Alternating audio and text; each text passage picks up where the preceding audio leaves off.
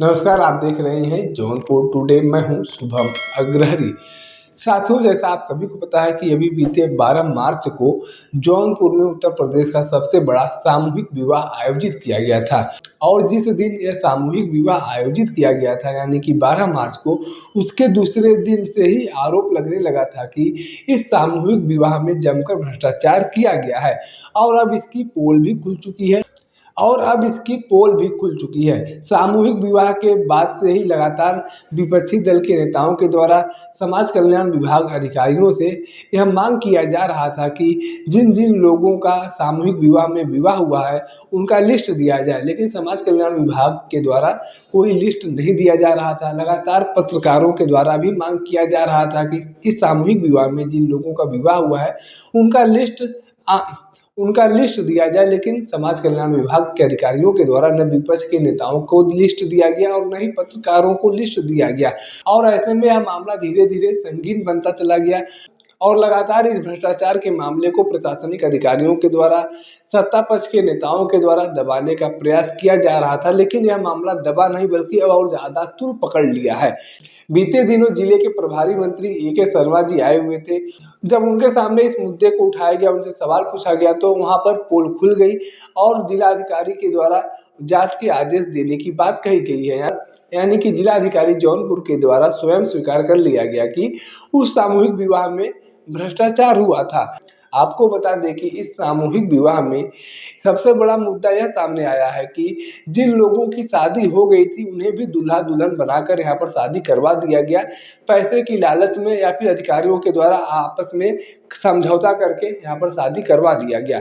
और इसी सामूहिक विवाह में एक ऐसा भी मामला सामने आया था जिसमें पता चला कि एक भाई बहन का ही विवाह करवा दिया गया।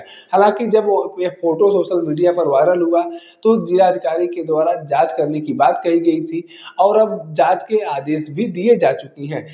यह पूरा मामला मड़ियाऊ थाना क्षेत्र के मईडीह गांव का था। जब सामूहिक विवाह का फोटो सोशल मीडिया पर वायरल हुआ तो लोगों में अलग अलग तरीके से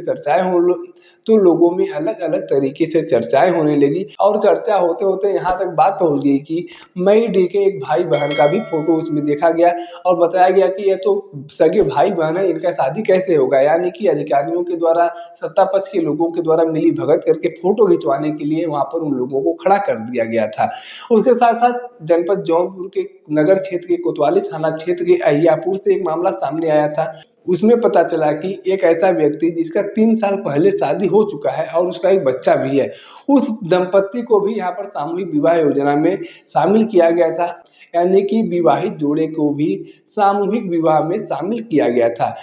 अब यह चाहे सत्ता पक्ष की मिली भगत हो चाहे अधिकारियों की मिली भगत हो, लेकिन यह दो गंभीर मामले सामूहिक विवाह योजना से सामने आए हैं जो कहीं न कहीं इस ओर इशारा करते हैं कि इस सामूहिक विवाह में जमकर भ्रष्टाचार हुआ था।